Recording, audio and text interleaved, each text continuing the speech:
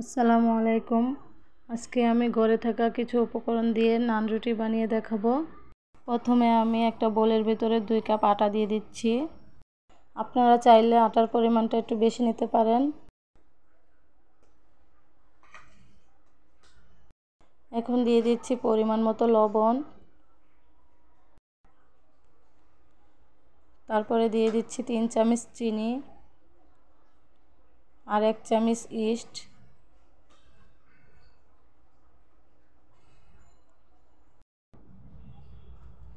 এখন দিয়ে দিব 10 টাকা প্যাকেটের একটি গুঁড়া দুধ।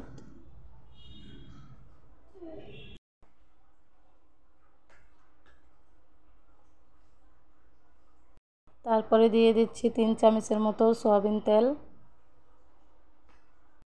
আপনারা চাইলে ঘি অথবা বাটারও দিতে পারেন। আমার হাতের কাছে তেল ছিল তাই আমি তেল দিয়ে দিয়েছি। এখন আমি সবগুলো উপকরণ ভালোভাবে মিশিয়ে নিব। মিশাতে মিশাতে যখন দেখব এক পর্যায়ে হাতের মুঠো নিলে দলা পাকিয়ে গেছে, এখন আমি কুসুম গরম পানি দিয়ে অল্প অল্প করে ডোটা মেখে নেব।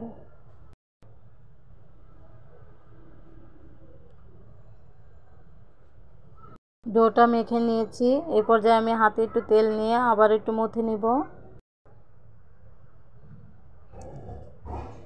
এখন সফট একটি ডো বানিয়ে নিয়েছি। এখন আমি রেস্টে রেখে দেব 1 ঘন্টার জন্য। ফিরে আসছি 1 ঘন্টা পর। এখন আমি ডোটাকে আবার একটু ভালোভাবে মথে নেব। এখন আমার ডোটা মথে নেওয়া হয়ে গেছে। এখন আমি 4টি লেচি কেটে নেব।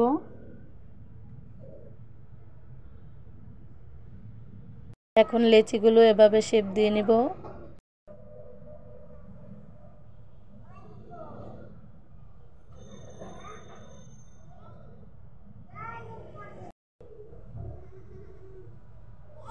এখন সবগুলো লেচি আমি ডো বানিয়ে নিয়েছি। এখন আমি একটি ডো নিয়ে বেলে নেব।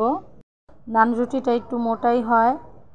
আমি রুটিটা বেশি পাতলাও করব না, আবার বেশি মোটাও করব না, মিডিয়ামে রাখবো।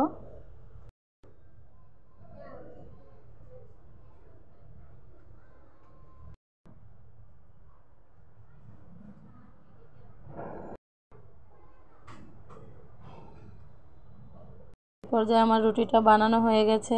আপনাদেরকে দেখিয়ে দিচ্ছি কেমন মোটা হয়েছে, নিশ্চয়ই বুঝতে পারছেন।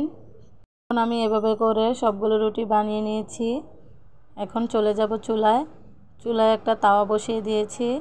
এখন আমি রুটিগুলো দিয়ে দিব। চুলার আঁচটা কমিয়ে উল্টিয়ে পাল্টিয়ে আমি রুটিগুলো ভেজে নিব।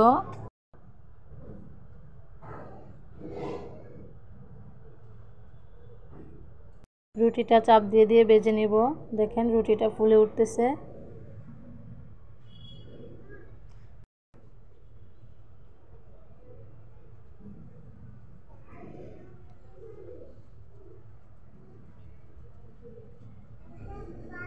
রুটিটা ভাজা হয়ে গেছে। এখন আমি চুলা থেকে উঠিয়ে নেব। এখন আরেকটি রুটি ভেজে নিচ্ছি।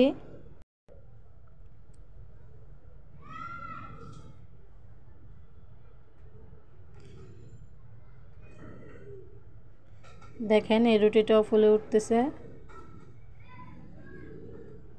এভাবে করে আমি সবগুলো রুটি ভেজে নিব।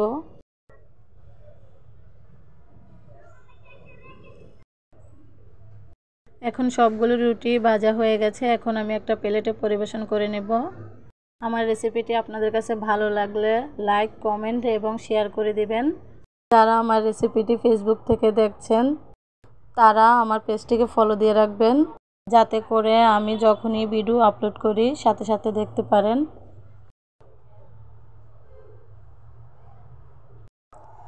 আপনাদেরকে একটি রুটি আমি ছিঁড়ে দেখাচ্ছি। দেখেন ভিতরটা কিরকম হয়েছে। রুটিটা খেতে ভীষণ মজা হয়েছিল। দেখেন কালারটা কত সুন্দর হয়েছে। সবাইকে অনেক অনেক ধন্যবাদ। আল্লাহ হাফেজ।